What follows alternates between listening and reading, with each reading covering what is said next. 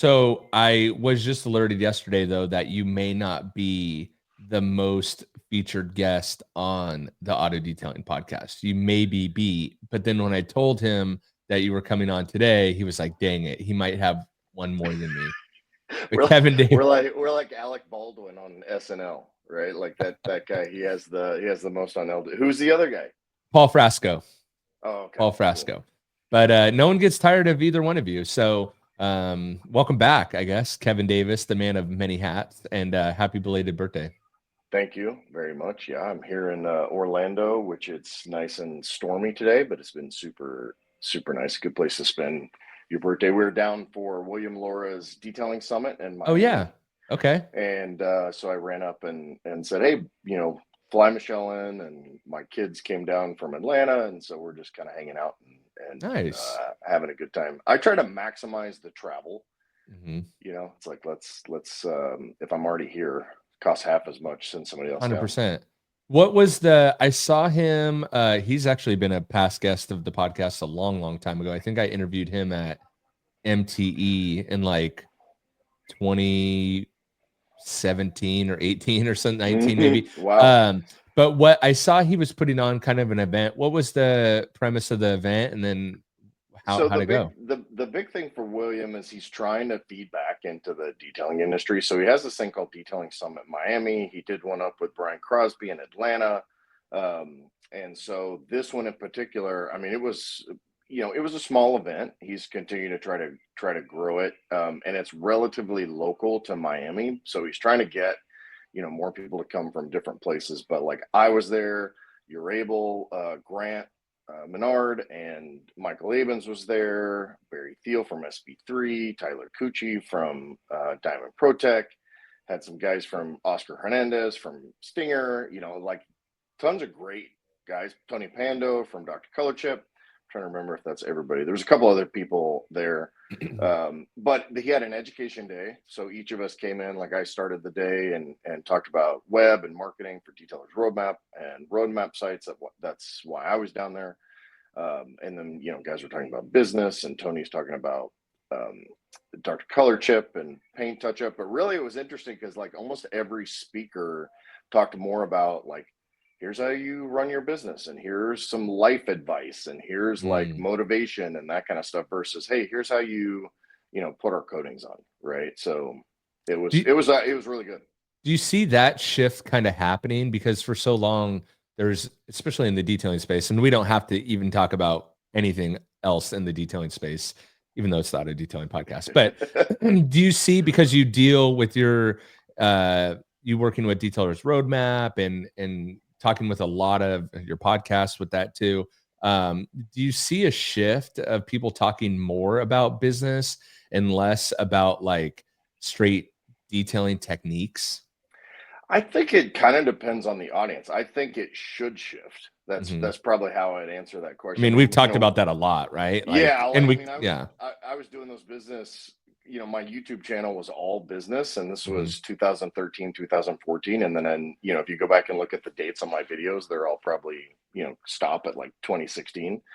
Because the good news is that enough people started then to come in and do that kind of content. I actually think it's waned a little bit. I haven't been paying attention as much, but you had tons of business podcasts. Rennie's still doing his business. A lot of his training is business related, but most of the trainings I see are still pretty heavily business or detailing oriented. Like, Mhm. here's how you polish paint. Here's, and which is interesting because, as you know, it's not that hard anymore. I mean, it's really like you need some basic stuff and some basic information, but like it won't matter if you're not in business more than a year. Mhm. I was thinking about that. I forget exactly what it was, but I was thinking about how I think I was watching some like newbie detailer. I think that's what it was, like his mobile detailing setup or something like that. And I'm like, man, the amount of information out there now and how much easier it is, not to sound like an old guy, which it's happening more and more every day where I have things that I'm like, dang it, I'm getting old, huh? Which is kind of weird. Well, But dude, you just wished me happy birthday. I turned 52 on Sunday, so we talk old. That's old. which doesn't even seem that old. I don't know. like my parents are in their early 70s now, and I look at them and I'm like, you guys don't seem like you're in your 70s. Because when I remember my grandparents, they were wearing slacks with tucked in button-up shirts and driving a Buick. Yeah. That's what I think is old. And like, yeah, but I don't know. Well, that's the goal though, right? Like I want to be 100, I want to live to 120 and still look healthy and be healthy and, be working out and all of that stuff, right? So, How but how long do you think, or at what age? Because you do your birthday push-ups, so you yeah. did 52 push-ups in a row, which I think is a really good feat. I actually love that idea of like doing birthday push-ups to kind of check in with your fitness level. Hmm. Um, what age do you think you'll get to before you can't complete them at least consecutively? I mean, I can do mid 60s on a good day now. So, like, I should have an extra 10 or 15 years at least. But I think what I will probably need to do, like, right now, I don't train to do push-ups, right? Like, Mhm, I just go out and I do them regularly, but I don't. So, like, I think as I get older, I'm probably going to have to make that a more regular because it's a very specific motion. So, like, mhm, even if I can do bench press and all those things, it's a very specific motion. And typically it's like lactic acid and those kind of things in your triceps that's why you can't do it. So mm. I'm hoping I can do it my goal would be to be able to hit, be able to do 75 or 80. Whether or not I can do that remains to be seen. And is your goal to do them in a row, or would you be okay with No, like, yeah, I mean, that's ultimately the goal, but okay, what I would try to do is get to failure. Like if I fail out at 55, mhm, then I have to rest for 30 or 45 seconds and do a couple more and do a couple more and do a couple more, but do them all in one sitting. That one would be sitting? to me like Okay. the goal for like, hey, I can do all these, but here are the challenges as you get older, what you have. So Do you think you mentioned you don't train specifically for push-ups, but do you think being able to do a good amount of push-ups is a good indicator of that person's fitness level in general? I think it's yeah, overall. And one of the so we were talking about this with my wife. My wife's 51, and one of the so what they say Got the over younger women, Kevin. I know, right? I'm grave robber, uh, or grave robber. She would kill me Cradle. if she That'd was be the cradle, right? opposite. Cradle. I mean, we're in Florida. There's a lot of cougars running around here, so Hey. um, but we were talking about like over 35 over 40. One of the measurements for women, and it's similar for men, but one of the measurements is to be able to hold at least 50% of your weight in your hands for at least a minute. Okay, Okay. so if you're a 120-pound woman, for example, you should be able Hmm. to hold two 30-pound dumbbells in your hand for up to a minute, Okay. just standing there. So that's kind of the Okay. upper body grip, because grip strength's a really big indicator. Yes. I think Okay. stuff like Grip strength. push-ups and pull-ups Okay. are a really good differentiator as you get older, Hmm. right? Like I have a blown out left bicep, so I'm less strong with pull-ups, but I can still rip out a bunch of pull-ups. I can still rip out a bunch of push-ups. Michelle right now is working on trying to get her normal push-up level up, and I think she's maybe 10 or 15 now, which is actually really good That's a for lot, right? yeah, for a woman. But and I tell her, I'm like, dude, there's a lot of men that can't do 15 push-ups. Well, I meant that I don't know. Like I started doing push-ups just because I had that thought of like it would be cool to be able to knock out like a bunch of push-ups. But I don't know if I could even do like 5 pull-ups if I'm being totally honest, Yeah. you know? But I Part guess I never try, but Yeah, I yeah, mean, and again, with push-ups and pull-ups, the only way to get better is to do more. I mean, you got just it. you just have to do them. There's a guy named Tony, what's his name? Tony Horton, who did the Oh P90X yeah. stuff. Yeah, yeah, yeah. Yeah, so Tony's always like his thing was always pull-ups, and Okay. he has a natural propensity the way his body mechanics work that he can just do a lot of pull-ups. But the Interesting. dude's like Yeah, 66 or he's 67, and he can still rip out a ton of pull-ups. Part of it is like your body weight versus upper body strength. okay. And so that's a component of it. So I mean, I would agree. I think push-ups and pull-ups are both a great indicator and barometer of whether or not you're actually have an overall level of fitness. The ability to do like crunches and those Mhm. kind of things also. It's just, all of those things. So I had like, this is a cool story, but when I was personal trainer, and this is my early career, but I trained for a couple of years straight.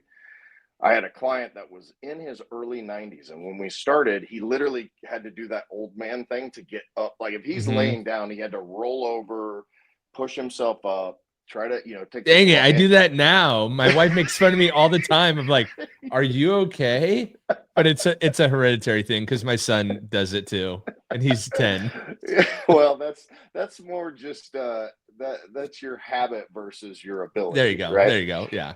But by the time, like, we did like 6 months worth of training, the dude's doing like leg lifts and ab crunches and bench press and all of this stuff. At So like 90, wow. at 90, and it's, so I would encourage, since we're talking about workout stuff, I was encouraging anybody listening. It's like, it's not too late to start. Your body will respond the same way, whether you're 20 or 60 or 80. And I think that's what's cool about like calisthenics or push-ups, pull-ups, whatever, crunches. It's like you can do just one and start at one, or start on your knees, or start with like just giving it your all for a pull-up, right? Or even I've seen some things, and maybe you know more of, like just doing a dead hang, just like hanging on a bar is really good for you, and it's so interesting. I think in the same vein of we were talking before we started recording, how we overcomplicate like our backdrops, our camera equipment, our microphones, like we overcomplicate all this stuff. I think maybe it's just a human trait, or maybe, I don't know what it is, maybe a Western trait of like, we overcomplicate everything. Yeah. And when we go back to the basics, it's always better. Yeah. Yeah. There's a cool exercise called a scapular pull-up, and you can look it up on Google, but essentially it's a dead hang. And then you literally just lift, you basically just rotate your scapula, which is your shoulder blade. That's the scapula, is your shoulder blade. And that helps build flexibility, shoulder, your rotator cuff strength, and all of that stuff too. So I started to kind of get interested. I think I heard a Joe Rogan podcast, or I heard a podcast somewhere, and they were talking about how like the greatest risk to people over 65 is like falling. And it's because they lose their muscle mass, and then they lose their balance. And I think it was because my dad had open heart surgery. And so I started like, it kind of like was an epiphany of like, oh crap, like he's starting to get, excuse me, he's starting to get old. And like my parents are getting older. And like, I wonder, it's weird to see that. And I'm 40 years behind them, or 35 years behind them. And so I should start taking measures now so that I can age like gracefully, and so I started looking at stuff like that. But it's crazy how just like not having good balance and losing muscle mass is like the biggest danger as you get older. Because if you fall, you break your hip, then you end up in the hospital, and then all hell breaks loose. Yeah, so and typically, like for an older woman, especially, it's typically they always say you're going to fall and break your hip. It's, in a lot of cases, it's the opposite. You actually break your hip and then you fall. So interesting. So your hip bone looks like that. Basically, that's how your upper femur into your hip socket, if you're watching this on video.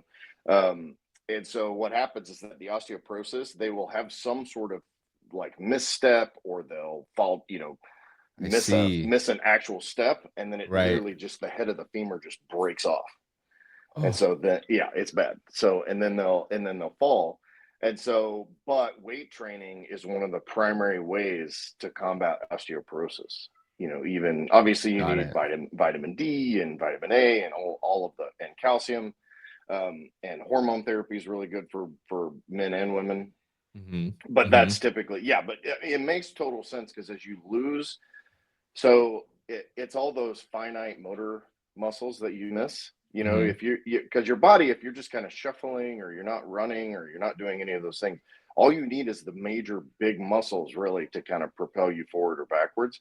And so all of that supporting structure, that's why you see that old man ass, where like literally their body has eaten their glute muscles for fuel. And so like, that's just, that's where that comes from, is they literally are. I don't understand how those men sit down, because like, there's nothing there. You're sitting on your pelvis. Bone. Literally. It's so, so you don't want, if you're over 35 and you look in the mirror and you're like, why do I have all of this material in my jeans? Then, you should definitely start doing some workouts. Squats. Yeah, squats, deadlifts. I mean, maybe get a BBL. Is that on the table for men? Evidently, I learned more about BBLs this weekend. Did you? And what a terrible look it is. We saw a young woman that I made the comment that, like, dude, that's like a shelf for your soda at a party right there. Like, you could just, but evidently what they do is they get really heavy and then they use that's the fat that they use to do the BBL. I've heard that's one strategy. It's Brazilian butt lift is what we're talking about, and this podcast has already gone off the rails. But are you surprised by that? Not at all. I don't know if I've ever, we living in Orange County, I see a fair share of BBLs, which are usually matched with a BBL up top for the breast area, right? Yeah, they don't call it a BBL, but a lot of bolt-ons. Bolt-ons. That's a good way. So if you don't know what a BBL is, you could Google it, or you'll know it when you see it. How about that? Like, it's one of those things you don't need to know what it is to know that something's wrong. to know something's wrong. Because I'm not sure I've ever seen a BBL and I'm like, yeah, that looks good. It's like, it's always like, whoa. And I think I have a little PTSD because when I was growing up, my uncle had this friend that was your a girl. Your uncle had a BBL. That's crazy. He didn't have a BBL, but he had a friend that had a God-given BBL. And I'll never forget because she would come over for and she was an older woman, at least to me at the time. She was probably like in her 40s, but I was 10, so she looked 800, know. And she was a larger female, a very large female, and which contributed to her God-given BBL. And I just never forget, she would be sitting at the table, say for Thanksgiving dinner, right? And my brain couldn't compute what I was seeing because her butt was so big. It was in her back, it was and I'm like, how are, it was a car crash. What is happening here? It was what is going on? And it was I had to stare, but I didn't want to stare. But I'm like, what is going on? So, and now every time I see a BBL or a nice female with a BBL, I'm like, how uncomfortable is that to sit in a chair? Because it's the opposite of your old man ass, right? Where they're sitting on nothing. It's they're sitting on so much, It's just whoa. Those are the girls that want to sit next to you on the plane, unfortunately. That need two seats, That's why Southwest had to, change their policy on the two-seaters. It's just I've never seen one that looks good, but maybe I just haven't seen enough. I don't know. No, it's not my style. My wife is a fit girl, so I'm into that.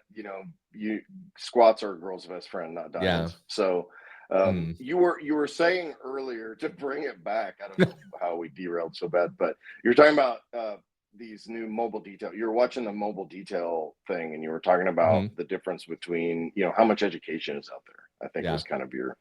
Yeah, we can go back to that. Sure. Yeah. We'll talk. We'll segue from BBL back into that. Yeah. Did you have something about that you wanted to say, or you want me to go with that? I'm wanting you to elaborate because you got diverted. I probably diverted the conversation. Yeah. I probably went with it. I was doing a podcast with someone. They're like, "Sorry, that's a tangent squirrel." I'm like, "Dude, this podcast should be called the Tangent Squirrel Podcast." Those are my favorite. That's our new. Yeah, there you go. I like that. Yeah. No, but it's I see these mobile setups, and I think we talked about this before too, but there's almost so much information. It's hard to decipher what is the good information and all that. But I think at the end of the day, getting out and doing it is the best option. But I think, if you have it just seems so much easier to if you're setting up your mobile rig or whatever, when I started in 2008, I bought an existing mobile detailing trailer, and that made it so much easier because there was very little information online about how to set it up and blah blah blah. And it's now you could figure it all out on one YouTube video, which is amazing, you know? And so I think if you and if you compare, have unlimited funds, just go to Obsessed to Garage and watch Matt yeah, Lemon's videos. 100%. And there's even beyond that, there's a guy, and I think I've met him, and I can't remember his name, but someone will leave it in the comments, where he builds, I think he's in Texas, and he builds out like mobile detailing rigs for you and puts them on like slides and stuff. Yeah. Sorry, I can't remember his name, but and those look amazing, you know, too, if money's not a problem. Yeah, like if you got that big HELOC you start your business with, right? Yeah, but it's good to see it's good to see more of a push towards the business side of things. I don't know about you when you were putting out that content in 2014, but for me, that content never gets any views. Yeah. Which nor did video podcasts. I mean, I think, Kevin, we've even done multiple video podcasts, and I would say up until like very, very recently, maybe, I mean, you've been doing video podcasts a little bit longer than I have, but like I went back and started looking through my YouTube channel of all these people that I've done video podcasts with, and I stopped doing them because, one, it adds a whole nother element, as we already discussed, but two, they didn't get any views. You know, but have you seen kind of a resurgence, or maybe finally it's gotten to scale of video podcasts becoming popular? I know for me, on like my YouTube For You page, now that I've started to watch it, it's the most enjoyable type of YouTube content for me now to watch other podcasts. But what say you?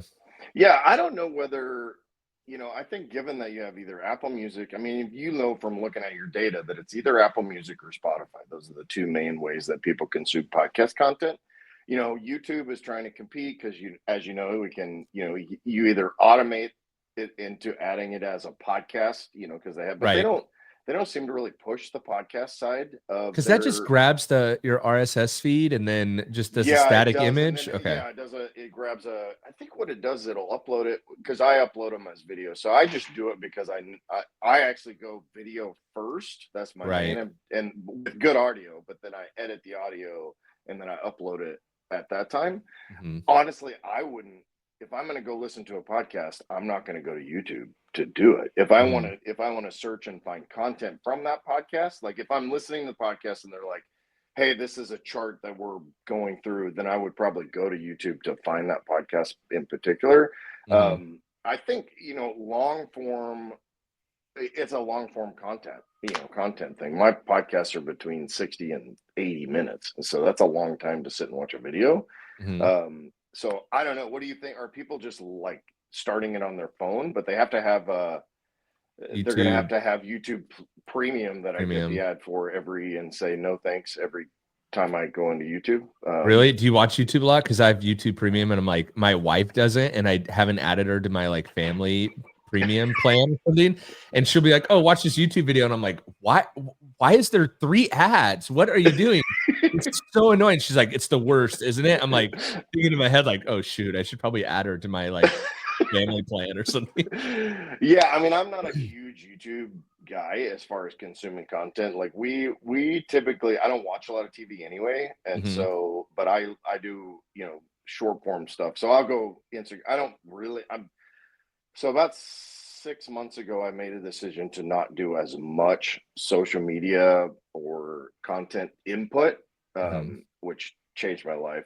So maybe I'm not the right No, I think it's interesting to hear everyone's perspective on it, because I clearly don't know, and I'm trying to figure it out. I think for me, I'm with you. I'm not like a huge fan of YouTube. It's not like like I watch my kids and they'll just watch these like the most ridiculous videos I've ever seen.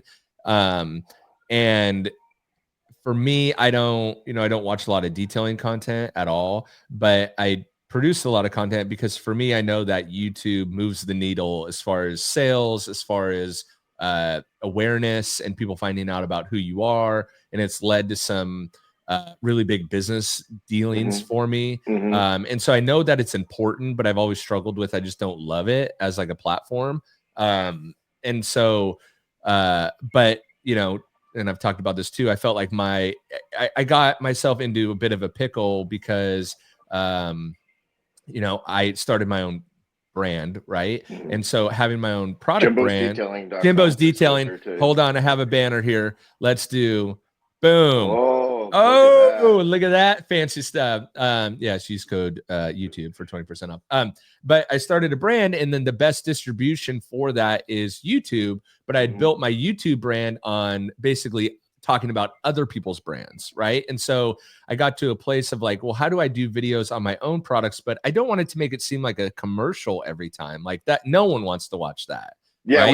we have some other friends and influences that have done that, and it really hurt their overall channel, right? It tanks your channel, it tanks your reputation, it does the opposite of what podcasting has always done for me, which is open doors. It really closes doors, I think, and I've saw when you start to do that too much. So I was kind of in this predicament of like, well, what do I do?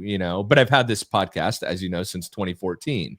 Right. I think our first podcast was at SEMA 2014. I want to say. Yeah, we sat upstairs, went up that little escalator, which I think is totally different now. Can't because they're believe not it's even been in 10 that. years. Yeah, isn't that crazy? So Crazy. You were like 12 at the time. I felt 12. I probably sounded 12, and I was a lot less jaded and cynical. That's for sure. But so I started to like, well, I got this podcast thing. Like maybe I'll, like start doing video podcasts. I'm like, oh, I've done that before. And then I was talking to Nick McGurk.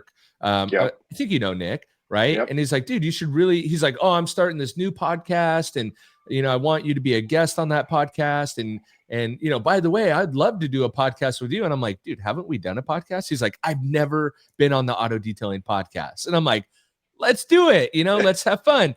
Which coincided with the time of me thinking like, well, maybe I could just put out video podcasts on YouTube because podcasting for me, not to make this a whole podcast about me, but is my favorite. Like what we're doing is my favorite type of content to create. Yeah. One, because you and I do this all the time. We just don't record it, right? Which is probably dumb. But this is definitely my favorite type of content. And I'm like, man, maybe if I could do my favorite type of content and just set up a camera and those videos do good, and I could still talk about my brand in that space, maybe I could have the best of both worlds. And so the first one I did again was with Nick, and it did like incredibly well. It was like almost my best performing video as of late. And I'm like, wow, that's interesting. So of course, like you, I go all in, and I'll probably burn myself out on doing video podcasts because that was like last week or the week before. And since then I've scheduled, I think 8 podcast episodes to record. Yeah. So, I have like 9 on the calendar right now. Yeah. To do these, but like the biggest thing that I love about doing these video podcasts is I'll get 10 short form videos out of this. Yes. Or more, depending on or out of a typical episode. And so that's really the secret, is that you're either shooting those talk to camera, but that, especially with the modern stuff with like, StreamYard that we're using, or Riverside or Zoom or whatever, it makes it so easy to get that stuff and get that short form content. So, and you have a couple podcasts that you do, right? So talk about those, and then what have you seen from that? Has it been a good, lead gen opportunity for you? Has it been just a good networking opportunity? Like tell us what the podcasts are, and then talk about them. So we'll talk about the Roadmap Sites one, Detailer's Roadmap, which is a web development SEO firm that I work for. My official title, which is I'm the Director of Revenue Development and Strategic Partnerships. So I help with. You have an acronym for that? No, I should. DERP or something. Who knows what that means? But DERP. DERP. DRRRRR. But when I started for them, one of my main objectives was to go in and look at their processes and their, what they're doing in terms of, everything that they do birth to grave for the customer. And then one of my kind of superpowers is to take written communication that is not written as well as it could, and change it so that when you're communicating with the customer, let's say you've got an upset customer. So the typical response that most people will do is they will respond, and this applies to like a Google review, right? Also too, is to be defensive, right? Like that's almost always where people go, is that they kind of get in this defensive mode and like, hey, well, we did, customer will give you a list of like 3 things that they're upset about. And then your tendency is to go through and say, well, I did this, I did this, I did this, to try to counter their argument. And I don't use that approach. Typically I will use like, well, here's our goals. This is, and really kind of my goal, and this is going to sound bad, my goal is to manipulate the process and the conversation so that the customer likes us more when he started than when we finish. And he then takes a large part, or at least 50% of the responsibility for the problems that happen. So there are specific ways to do that. So as we kind of develop like, sales calls and scripts and customer service responses and all that, that was kind of one of the things I did and still do for Details Roadmap. But the podcast is called Cruise Control. So we kind of have this roadmap. It's a detailer's roadmap, and then we threw the cruise control thing. And when we did the intro, if you listen to that podcast, the intro vehicle that starts is actually my Cobra when we did the first start video. And so, which is kind of cool for me, but I think I'm up to like 84 episodes with that. So not nearly the ADP, that you've got going on, but almost 900 by the time this one comes out. I might be close to 900. That's awesome. Congratulations on that. Thanks. When you get to 1,000, please make me the 1,000th episode. I know. I need to watch that and get close, and I should. That would be so funny. Like 1,000th episode, Kevin Davis. I would love to do it.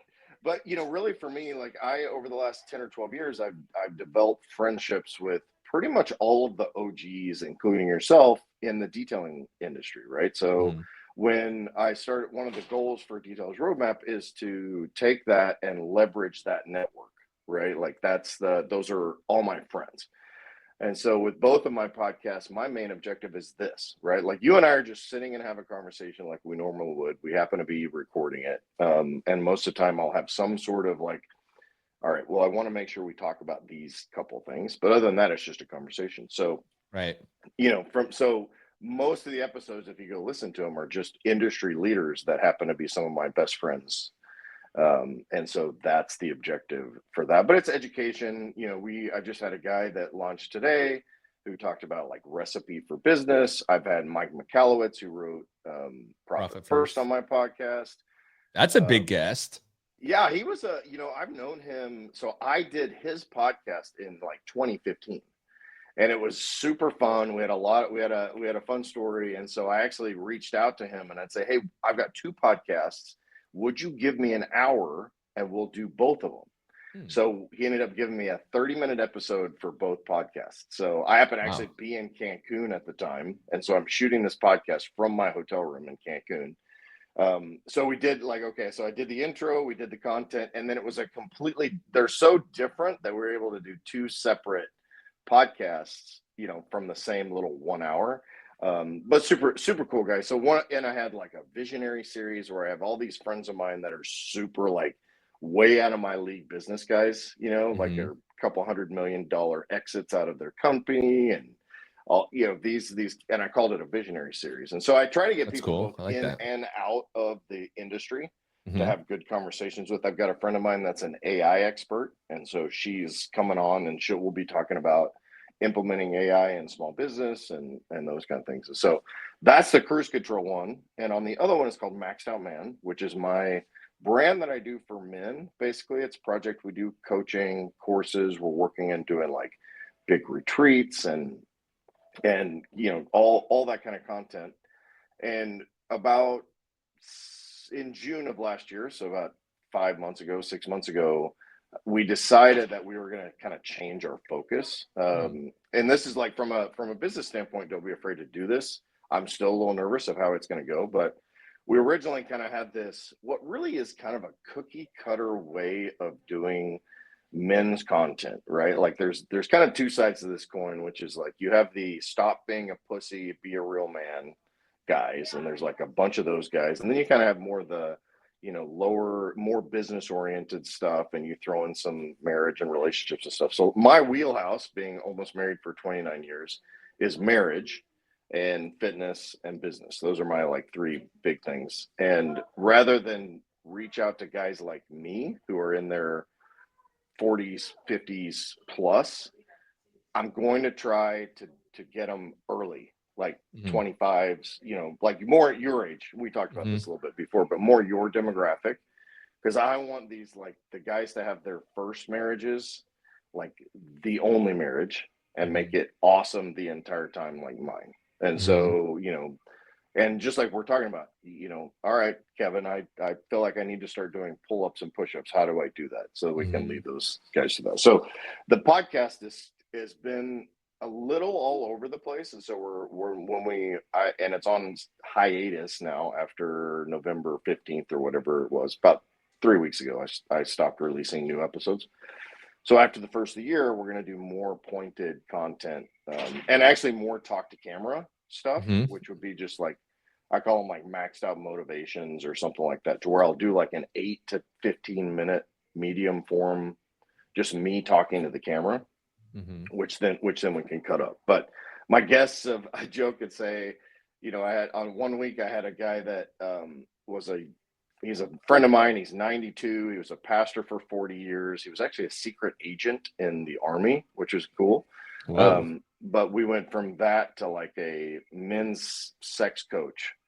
And then I've had like guy that uses like, you know, all sorts of, there's like sex and drugs and biohacking. And I had the guy that is responsible for marijuana legislation in the United States and who deals directly with Congress. And so it's been a little all over the place, but super interesting. So there's tons of content out there. If you're interested, you can find something that works for you. So that's a Maxed Out Man podcast. I think to bring all that back to like what you talked about with like podcasts on YouTube, I think that's, for me, that's what's like the type of content that's interesting.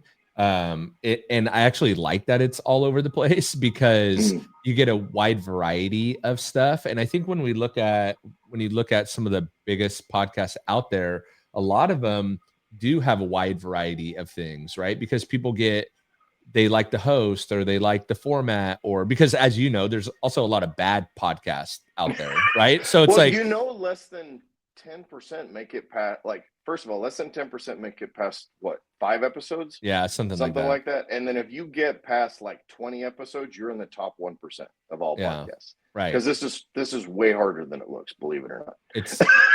It really is. I mean, I love seeing behind the scenes, and I laugh because I'm like, man, if people saw what I'm looking at, it's a mess and difficult and a lot of wires, right? And it looks like, I was laughing because it looks so nice on the screen, and I'm like, man, if the camera was the other way, you guys would be like, oh, wow, okay. Yeah, there you go, right. But it is a lot harder, and it's a lot harder to get those guests, and it's a lot harder to get interesting guests. And then once you even get interesting guests, you know, making sure they, you know, have the right equipment to even record, that they're willing to record. I think a lot more people are willing to do podcasts now.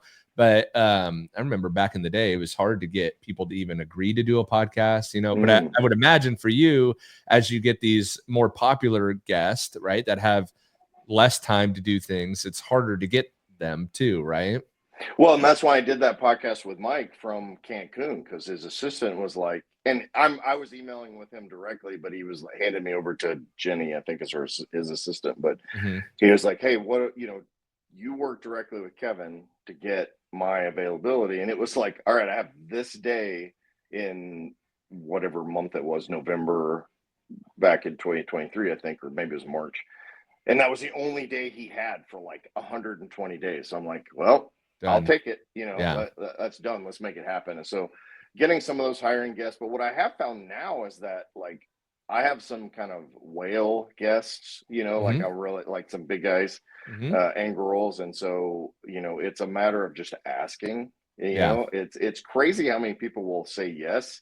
And I, like with Mike, I was like, dude, I'd love to, I have 2 podcasts, and I reminded him, of course, you and I were on, you know, I did your podcast back in the day. Somehow he gave me the nickname Black Bull. Like, we had this whole, like, sort of this pseudo, because he had another host. It kind of went off the rails. We had this fun discussion, and my nickname was Black Bull. So I reminded him of that, and he was like, "Oh yeah, I totally remember you." And so like that, those kind of connections help. Yeah. But don't be afraid to ask and getting those guys. I think that's the one thing that, I started this podcast to make money, right? That was my main That's why goal. you start everything. True. Well, that's true. That's why we all start. That's why we all start. But it never really made consistent money. But what it did do was give access. And then it was up to me. I was just talking to someone else about this the other day. Like sometimes it's that access, and then it gives you the access, and then it's up to you to figure out how to monetize or make money from that access that you get.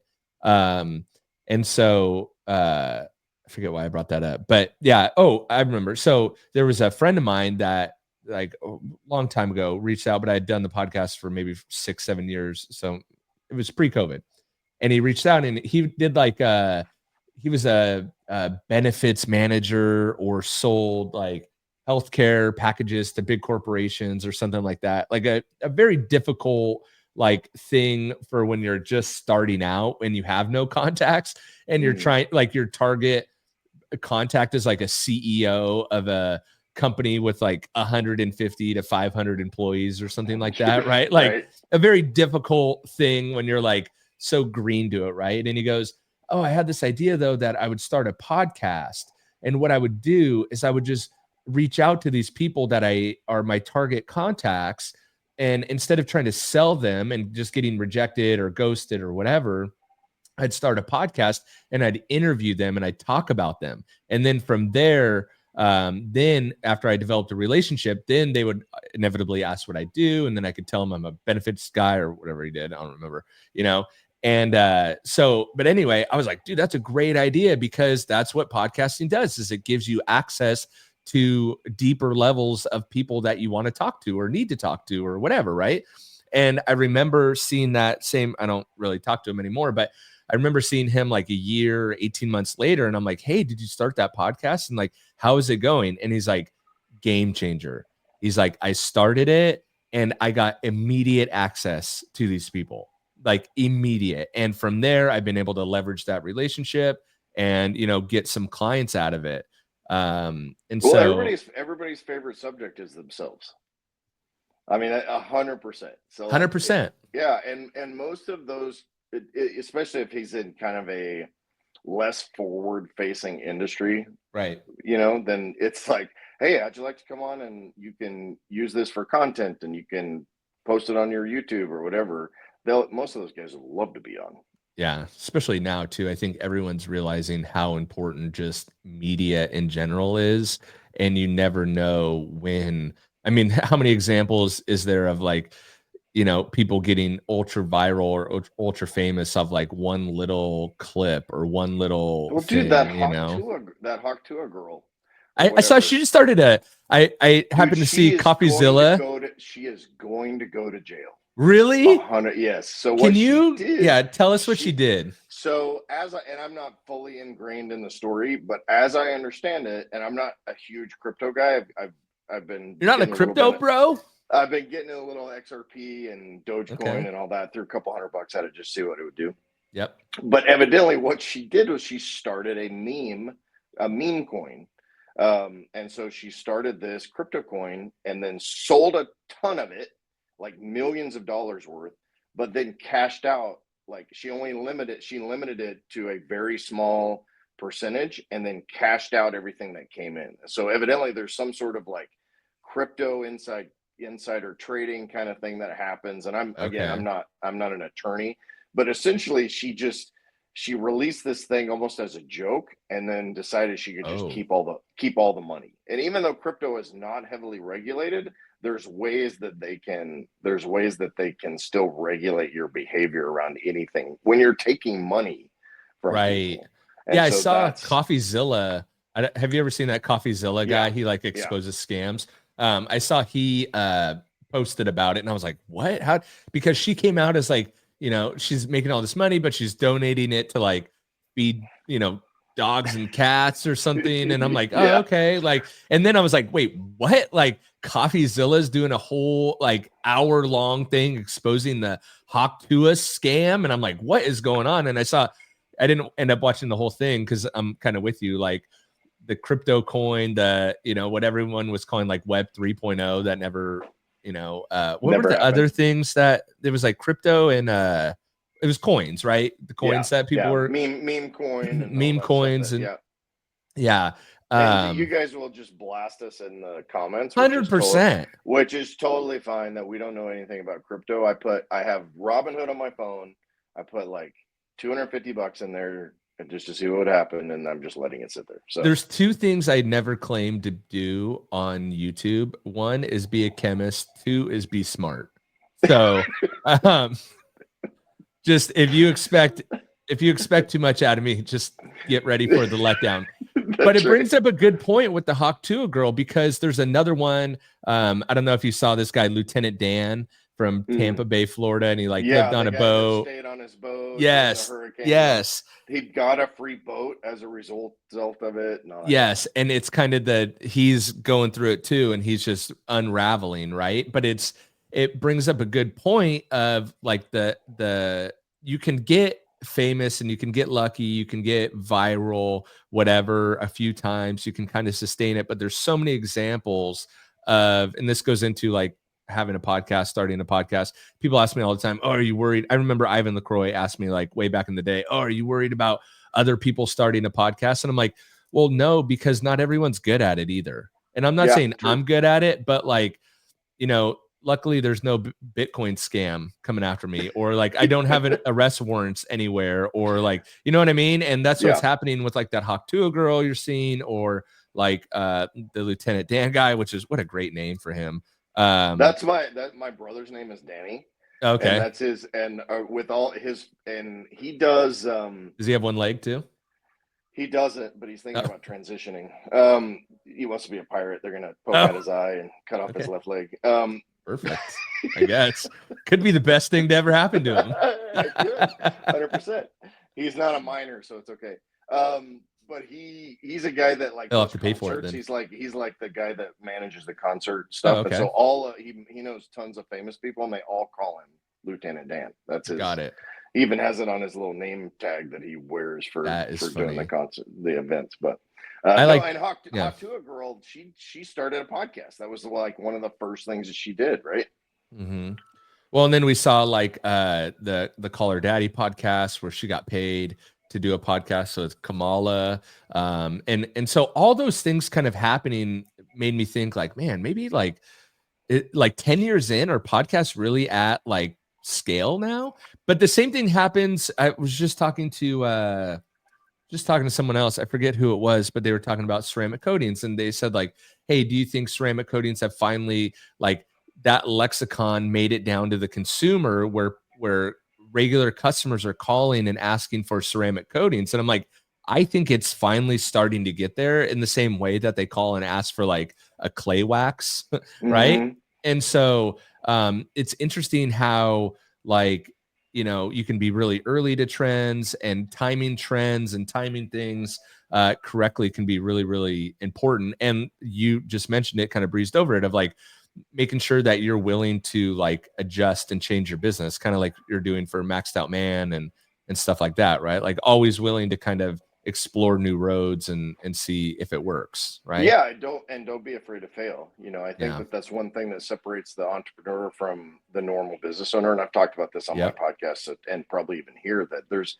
there is a difference. Not every small business owner is an entrepreneur, and not every entrepreneur should be a small business owner. Like there's this dichotomy between the two that I think just gets melded together, and not everybody is designed to be an entrepreneur. And because you have to be a little dumb to do it, I think. Super dumb or crazy or whatever, because both. Like we were, you know, and so, you know, but being able to pivot and not be afraid to fail is a big one. I mean, I listed, I was going through sort of all the brands that I've had, and I'm like, man, that was a failure.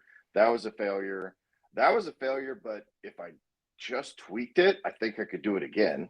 Mm-hmm. You know, like I have a vacation rental thing called the vacation rental profit method that I think, now that the Airbnb boom from COVID has now gone downhill, that I think there's a solid audience for people that need to understand how to actually run a successful vacation rental. Mhm. business. But anyway, so like I expect to fail when I do stuff. And so it makes it much easier to then pivot and say, hey, look, this is just, would this work? Maybe, but would this work better? Probably. So we'll give it a shot. You know, I started my kids are at the age now where they're starting to play competitive sports. And so in the beginning, there's a lot of losing. Mm-hmm. And it's really difficult because you know, back in the day, when I would join a sports league, all the names got thrown in a circle and they would evenly distribute to the teams, right? So all the teams would have a mixture of good kids, bad kids, whatever. Athletic kids, non-athletic kids. Well, now all these leagues allow you to bring your own team to the league. So there's like these ultra stacked teams that are playing like the A community bunch, a team. bunch of, a bunch of 6'2", Yeah. 200-pound 12-year-olds. Well, apparently they like if you get into these club organizations and at the different levels, they have to do age verifications because parents are such scumbags that they will cheat to win in these these leagues that mean absolutely nothing other than getting the trophy for the weekend. So they have to do like rigorous age verification, and then parents will even hold their kids back so they're in you got a 14-year-old in sixth grade, but he can play like the sixth grade, football league, but he's like, should be going into high school. It gets like wild, right? But one of the how, discuss how to tell whether your son is going to end up in prison, by the way. That is the 101 way to teach this kid no integrity. And 100%, right? Which I think, but that kind of brings up the point that I was going to say is like, so we've experienced a lot of these things, and one thing we try to teach our kids is like, hey, it's not all about getting the win, right? yeah. Because sometimes you actually learn more from losing, right? Mm-hmm. And of course, with sports, it's about like, hey, team camaraderie and sportsmanship, and it's about all these additional things that like some of these scumbag parents don't give a crap about. It's all about getting that win. And it's like, did your kid really learn anything by winning by 50 points? Mm-hmm. Like, what did Yeah. they No. win? What did they learn? They didn't learn anything, right? And you're They just a learned scumbag. that cheating, lying, and manipulation is the way to win in life, which may work when you're 14, Right. but you either go to prison or get the crap beaten out of you at some point. 100%. But it's the same, I try to teach that, or I try to explain that to my kids, which oddly enough, I'm like, as I think I'm teaching them, I'm just talking to Teaching myself, yourself, yeah. teaching Yeah. myself, which is cool. But it's because it's the same in life. It's like, hey, fail forward, right? Is a good Mm-hmm. little quote. And it's true. Sometimes you learn more from failing than anything. It's like this whole setup that I have, I failed my way to finally asking my video guy to just help me set it up. But I, got to a point of like, okay, well, I don't know this anymore, right? But I got Yeah. it good enough. And the same as in business. Like sometimes the win is actually saying, hey, I'm not going to try that again. Like I'm not going to do that one again. Yeah. Well, we just had this discussion about someone taking over our Amazon things, and it's like 10 grand in. I'm like, this was a huge mistake, and it was a Right. very very expensive mistake. But in the long run, hopefully it will be a cheap mistake, right? Yeah, that's the Or a idea. cheap Because learning. there was some benefit to doing it, but and this is the challenge, right? I've just read Dan Martell. I've been listening to Dan Sullivan and Ben Hardy, who does tons of different Good to Great, but Dan Martell's book is Buy Back Your Time. If you've not seen his short form content, it's awesome. By the way, he does a really good job. He's got that blue shirt on the whole time. Mm-hmm. And so like his content becomes very interchangeable. Like I noticed that he does that on purpose. So he's got the same outfit every time he does one of those talk to camera, or one of those like, Okay. hey, there just happens to be a 12-year-old kid asking me about business on the street, right? Like, I'm assuming that that's set up. It Right. may or may not be, but he's got the same outfit on every single time. And so like when you look at those first glance, those are really good. But anyway, so the challenge is that Buy Back Your Time is all about hiring people out to do the things that you hate and don't want to do, so that you can do things that make you more money, right? Like that's the big thing. Mm-hmm. And so I've always had a challenge, because which most entrepreneurs do, is like, these people are never going to do this as well as I could do it myself. Right. Ironically, with Amazon, I 100% know that there are people that are smarter than me and know how to do it better than that I do. I just found the wrong one. And so, which they, a lot of these companies talk a big game, and then like you and I texted back and forth. So like, I think I just had too high of expectations, but the expectation is I'm going to pay you a lot of money. You're going to And you're tell me going to what deliver. you're going to tell me what you're going to do, and then you're actually going to do it. Right. And they just didn't. And so now I have to not say, well, I just wasted 10 grand. I'll just do all this myself. Right. Right. I have to say, well, maybe I just found the wrong one. So now I have to go hopefully find the right one. Or it's so hard to find the right way. one. Right. Yeah. And sorry for that referral, because I actually did have they came as a referral to me with high, like, wow, this company delivers. And I'm like, wow, that is so hard to find. Right. Yeah. And so, sorry about that. I feel bad. I know you feel bad, but I don't blame you whatsoever. Yeah. It's just, that's just how it played out, But it is and hard honestly, and this is a good customer service thing. When I was talking about writing emails and communication, this is the exact opposite of the way that I would handle things. Right. The guy's first response when I said that, hey, I just don't think this is working. And I was like pragmatic about it. I tend to be pragmatic about everything. I'm like, this is just not working out. And then he proceeded to like write the first response without any discussion. Was like, well, you didn't do this.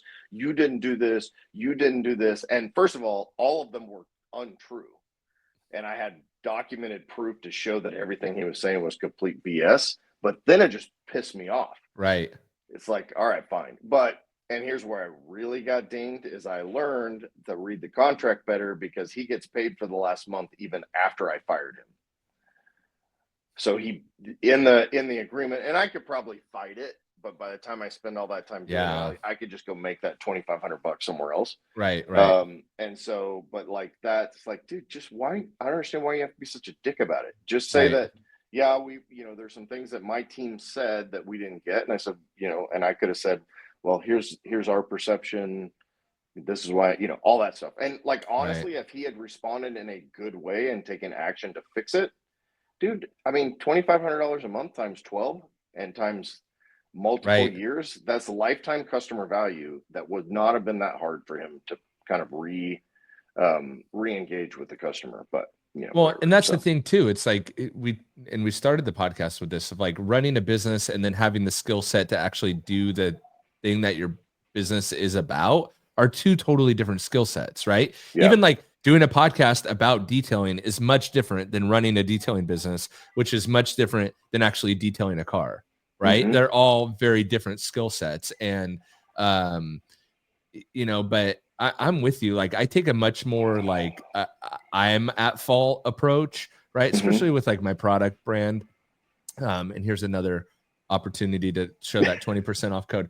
But that was one reason why I even started my own product brand. Is like I see all these other product brands and they're constantly saying, oh, user error, user error, user error. And I'm like, why is it always the user error? Like, mm-hmm. Granted, a lot of times it is. Okay. A lot of time I've had some unbelievable emails about like, I'll tell you when we stop recording, because I don't want to crap on my customer, because some people are just learning, right? But it's amazing how people, what they do with stuff. But I saw a lot of times brands just complaining, user error, user error, user error. And it's like, it's not user error that your all-purpose cleaner stripped the plastics and now they're stained. That is not user error, okay? Stop saying that. That is 100% the brand's fault. And I think so often brands don't take responsibility for stuff, and mm-hmm. detailing brands and just brands in general. And I think one, you would get a happier customer. That guy could have probably worked it out with you, right? And said, hey, look, I'll give you a month free. Let's continue on. Let's see if we can regroup after this month free. And he could have made way more money in the long term, right? Like you said, with the lifetime value of the customer. But so many people not have me leave the Google review with all the data that I left. It's like, dude, you have 7 Google reviews, one that is a 2-star review and explaining both good and bad. Like that's going to carry a lot of weight. So who knows what, and I'm not trying to ruin the guy's business, but I want other people to be aware mm-hmm. of what's happening. But I had that Sure. same situation right before we jumped on. I got an email from a guy that bought our bedliner product from Rugged Restore. And he was like, yeah, it's, it's completely peeling up. I want a refund. I want you to warranty it and all that kind of stuff. And send me some pictures. And it, in fact, is bubbling up in different areas. That is user error. Like, the only way for that to happen is if there's something embedded in the steel of the truck bed that is preventing the material. So the material doesn't bond to the steel. It actually creates like a bubble, right? Like, Got so it. it's Yep. got a bubble and then it peels up. And so I said in my email response, I'm like, I see by your pictures, this is how that happens. So there is, even though you clean that with acetone, there is still something preventing the bonding, product, basically, the bonding. right? And I said, I will take care of it. I'm happy to give you a refund, but can I also send you another bottle so that you can re-prep and touch up those areas. And I asked him about temperature and all that. So I'm trying to gain some more information on why it failed. But if you install it correctly, it doesn't fail. That's how it works. And so I haven't gotten a response from him, but I'm actually going to not only give him his money back, but I'll probably give him an extra $30 bottle of product so that his install doesn't look like crap with a bunch of holes in it. Like, at least he can fix the install. So, but yeah, it's like, I take responsibility. Like, dude, even if it's your fault, I'll still give you your money back. Well, and that's, and I am, I hesitate to say this out loud, but I'm kind of the same way. Like, look, I have a lifetime guarantee on my products, right? Like, because my thought is I put myself in the consumer shoes, right? Like, if I sprayed that bed liner and I got a bubble, I'd probably be pissed too, right? Because if you don't have the information, it's a lot of work. You'd probably be pissed, right? And so the way I look at it with like my product brand, I'm like, look, if you buy Toughest Shell, you buy one of my products, whatever, and it doesn't perform how you expect it to perform, I don't really want that bottle on your shelf, because then every time you look at it, you're going to think of me and be pissed, right? So I would rather just eliminate that. I'll use it, just send it back. I'll pay for it to get sent back, all that, and that's why I say, forget the 30-day warranty or whatever. We have a 365-day guarantee. I'm like, no, literally lifetime. It's like, and there will be some scumbags that take me up on that, right? And there have been, which is fine. But at the end of the day, it's, as a business owner, one, I want to take care of the person. Two, I want to get them out of my funnel, right? And get them out of my customer base, because they're not going to be a customer ever. Why do I want them around, right? And that's not to say they're a bad person or anything. It's like, hey, we just don't jive. All right, let's just move forward, and I want to make sure I make you whole. You're satisfied. Even if you didn't like the product, at least you can't say I was a jerk about it, right? Yeah, and at some point too, they then will. So what I want him, and again, this is part of that manipulation strategy, a little bit, not manipulation, just massaging. We'll say that is I want gentle massaging. I don't want him. So my intention is to go from thinking, okay, this Barricade product is a piece of crap, it doesn't work, to it didn't work for me. Yes. Right. Like, that's there is some, because I pointed that out gently. It's like, look, I have fabricators that literally shipped 4,000 bumpers last year in the Jeep community with this product on. Like, I know the product doesn't fail because I have, verified proof that it doesn't. Because if he goes and leaves a review, he can say, look, he can still leave a bad review, which is fine. But he can leave a review but he's probably less likely to say, this isn't a bad product. There's just something that happened in this process that because he's like, I followed all your directions, right? Which is typically not 100% true.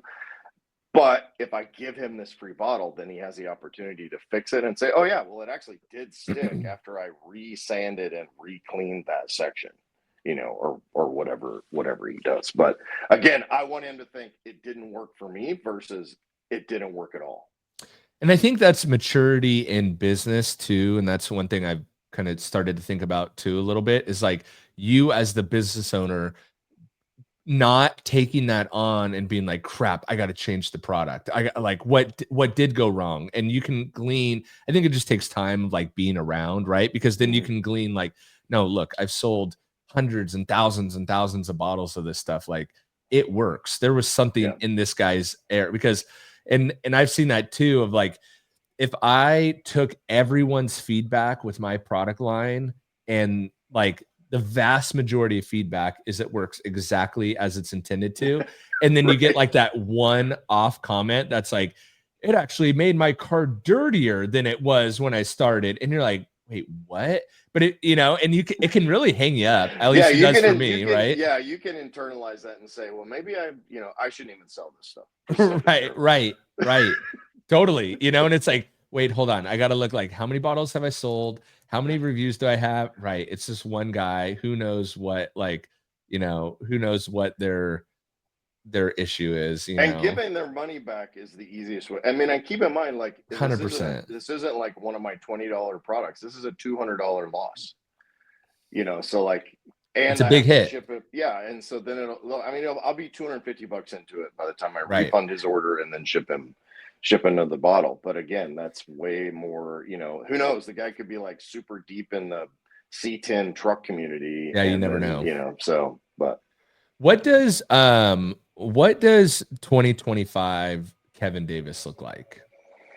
I made this statement the other day. I just turned 52. I started working with 2 different coaches in 2024. I've been talking about like this rebuilding that I've been doing, and I really feel like the rebuilding momentum has led to like more growth momentum, and I really feel like 2025 is going to be that. We're revamping everything. Maxed Out Man is kind of restarting.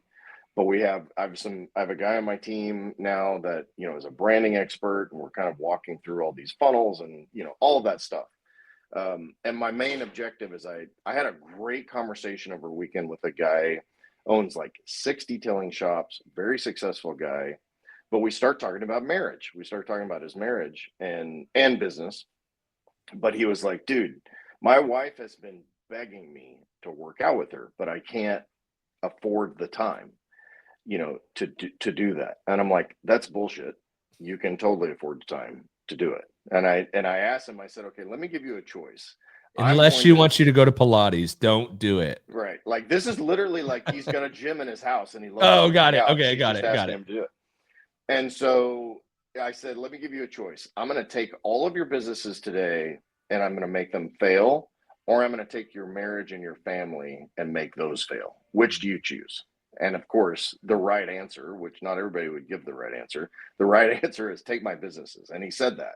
He said, I'll build more businesses. I can't replace what I've got. And I said, well, you already know the answer as to what you need to do. He texted me yesterday morning with a selfie of the 2 of them working out. Right. Like, so that's what I want 2025 to look like, is for me to do that. And, obviously monetize that. Right. I can't do that for free all the time. But to be able to do coaching and that kind of thing, my objective for Rugged Restore is to have it so that I'm really wanting to get someone like a brand manager to run that brand and other brands for me, so that I don't really have to do hardly anything with that brand. People talk about like building things to sell and all that. And one of my mentors was like, why would you sell it? Just like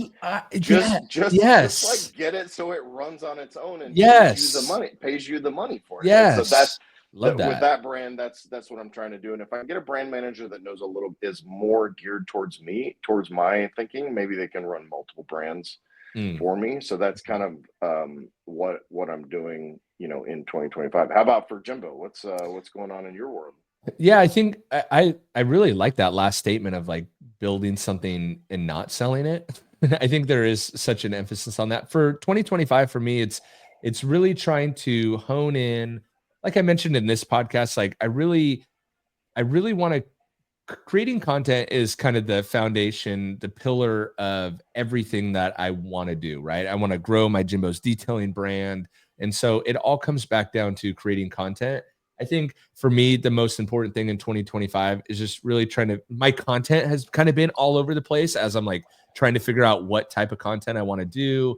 And not only what type of content I want to do, but like what moves the needle. What moves the needle, right? Because these conversations are great, but if they don't get any views and they don't get any sales, maybe I won't do it. I could spend this hour and 15 minutes doing something that actually sells product, right? Right. Which I think they will. And I really hope that I really enjoy doing these podcasts the most. And so I think my focus is So my focus is that, like, creating content that I want to create, that I enjoy creating, that also moves the needle for me. And so, because 2024 was really like getting out of my consulting contracts, getting out of some things so that I could actually talk about what was out right in front of me, which is like the only type of content I'm good at. And so I've struggled for like the past 8 years creating content, or maybe less than that. Like, yeah, 8 years creating content, 7 years after I started to get like this behind the scenes look with other brands, and I couldn't talk about things that I was working on. It kind of really made it hard to create content. So getting back to like a little bit more content that's a little bit more real, a little bit more what's right in front of me, and hopefully that content moves the needle. But I really like doing podcasts, especially long form stuff. I think that's where I maybe even some live stuff, because I'm also trying to think of like, what are some things now that I see a lot of people starting podcasts, and then more specifically detailing podcasts. I think that I have a unique skill set of like being able to talk for long periods of time, which I realize a lot of people can't do. Right. Yeah. And so I think really moving the conversation along is a very specific skill. I mean, I don't know about you. Out of your 900, I'm sure you've had more than I've had on my 200. But there are certain guests that, like, within the first 30 seconds, oh crap, this is going to be a long hour to try to, just because they don't have it. Yeah, they're not great at conversating or conversing. Yeah. And so like that's a skill that you have to have in this role to be able to continue to carry the conversation, to make it, hopefully they'll get used to it over time. But man, I had one recently that was like that, and I'm like, oh, this is gonna be a long hour, man. It's and here's the thing, like, I don't put any time restraint on it. So it's like, gonna be a long 22 minutes. if you suck and we go 15 minutes, we go 15 minutes, right? And so like, I think ones that are over an hour are like, first of all, I see when I put this up on YouTube and someone sees how long it is, I think like when I look at say a Joe Rogan podcast and it's like 3.5 hours, I don't look at it like, whoa, like, how am I going to listen to this? I think about it like, this must be a really good conversation because it went so long. Right. Yeah. And so I think other people see it that way. But yeah, man, I've had my share of people that are begging me to come on the podcast because they want to share their story. And what I tell people is it's all about you. Like, don't be nervous. We're just going to talk about you, right? Or just tell me what you did today. Tell me what you had for breakfast. Tell me what you're working on. Tell me your favorite client, your worst client, whatever. It's all about you, right? And so, but some of the worst people I've had are, like you just mentioned, like they beg to come on the show. And I vet people loosely, but I've had like people that beg that I look and I'm like, this doesn't look that interesting. And then they give like a great episode and we go forever. But I've also had a handful of people that beg to come on the show. I'm like, I don't really know what this person's going to talk much about. And then we get on and I'm literally 3.5 minutes in going, oh my gosh, like this is going to be a stretch. Cause I'm like, oh, tell me your story. Like how, and take your time. Like, what are you all about? And they're like, well, my story's pretty much like everyone else. So yeah. And I'm like, bro, that was 3 seconds. Like, and your story is not like everyone else, though you think it is like everyone else. And maybe, from a 30,000 foot view, it is like everyone else, but it's not like everyone else because it's you. So what is your story? Not, on both podcasts, I call it the superhero backstory on the Cruise Control podcast, right? And I've had, I had Kelly Harris from the UK. His was like 32 minutes long, like his backstory, like he and which was great. And I, tell us, we want to know. The hardest thing as a host is to pay attention for 22, for 32 and not minutes, interject. Not interject and be quiet. And it did make me a much better listener to do these podcasts. Michelle has said specifically, it's like you listen a lot better. But like, to your point, you are very good. Like, I've always emulated your content abilities and wanted to be better because of how good you are at doing content and how much you train, you learn and train and change and all that kind of stuff. And so, but to your point, this is, there are certain skill sets that are required in order to do 100%, 100%. And I even think doing some lives maybe in my future, because I think I'm actually really good live. or not that I'm really good, but I think I can do it live, where a lot of people really freeze. Like you talk about, I tell people, look, I don't edit. So if you say something like, good luck, like, sorry, I'm not going to edit it out. But I think, this is one element of like being able to record and, it'll come out later. But I think when you go live, it's an even like deeper dive into what we're doing. And I guess instead of saying I'm good at live, I'm very comfortable being live. Yeah. And so I think maybe some lives, like I would, especially with like TikTok live, see, like, I think there's something to like social selling, kind of like QVC, but on TikTok. And so evidently the goal, the requirement is you just have to wear as few clothes as possible and then show yourself wearing as few clothes as possible. That's if you think I'm beyond that, if you think I'm beyond getting naked with only a J hat on, just you and a Speedo and a J hat, you can't wax get naked in my car because they'll ban you. Yeah, but like the problem is I got man boobs, Kevin, so I might get flagged for showing my boobs. I mean, I don't know how your chest hair situation is, but based on the beard, I think you're probably safe. You can hide it a little bit. I don't know. Man, Jimbo's got pepperonis and man boobs. What is going on? Like, the estrogen was flowing when he went through puberty. Nice. Trying to combat that. But anyway. That is hilarious. That is hilarious. All right. Well, I'm excited to see what happens in 2025. And I don't know, you and I are going to talk about doing more of these together and, kind of that kind of thing. And I think this is something that's really fun for both of us. And it's so comfortable. Like, you just pointed out, it's like, this is, we should probably have recorded most of our, like what happens with Jimbo is like, hey, you want to meet next week?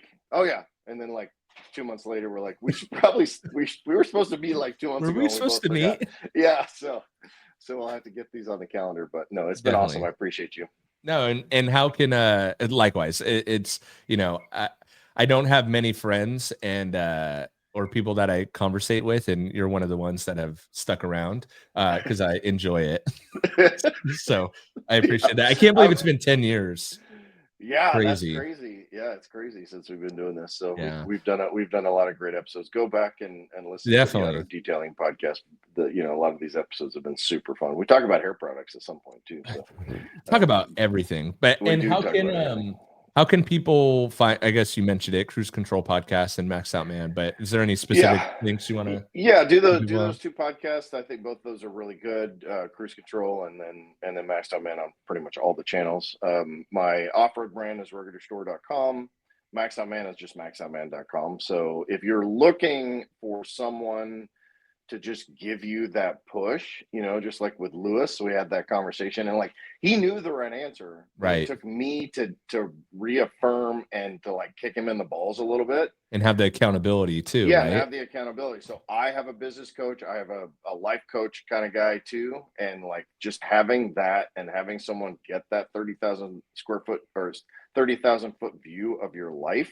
Can be really helpful, and that's I'd be happy to talk to you about that. Get you on a discovery call and go from there. And don't forget, I do have a little detailing tool belt that's in the detailing industry. That's the first time you mentioned it. Called Detailer's Helper. So treat it like my redheaded stepchild, but it's awesome. It saves you a ton of time, and people all over the world are using it. So you need to send Larry with Ammo a new one.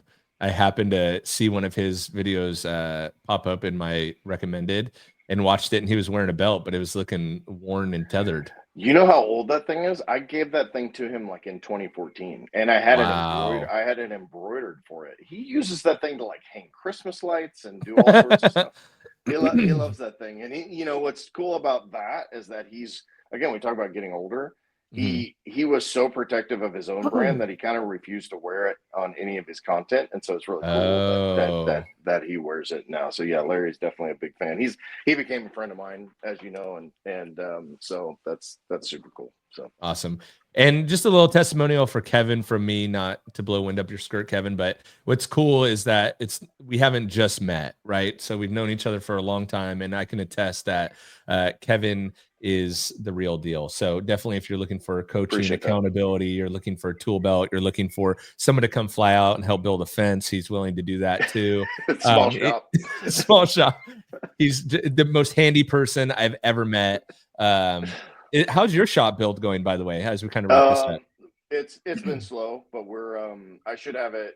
I mean, I should have had it done a year and a half ago, but we're still electrical and kind of, siding and that kind of stuff. Which Got it. it's 30, like, to my credit, it's 3,400 square feet, and And you pretty much built it yourself. My wife and I built it 100% ourselves, and so, like, it's just everything's at scale and everything is slow, and this is 11 of 14 trips this fall. Yeah.